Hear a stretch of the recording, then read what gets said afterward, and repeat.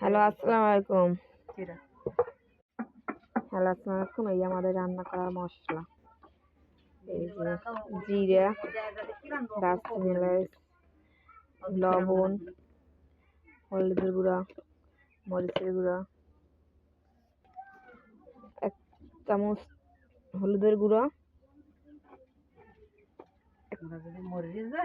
2 চামচ মরিচের গুঁড়া,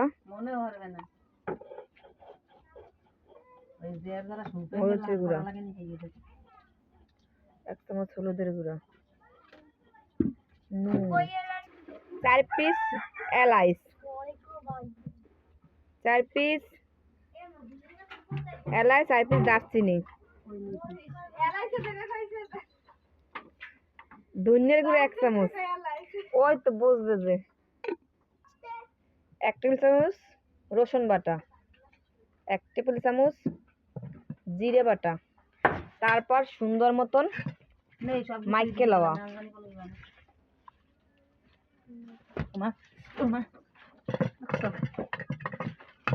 সুন্দর মতন মাইকে লওয়া, 2 পিস তেজপাতা, পরিমাণ মতন তেল,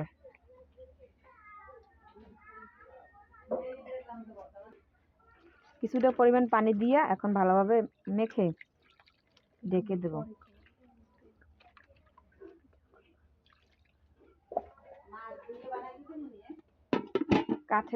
মাটির চুলা তো, মাটির চুলায় রান্না হবে।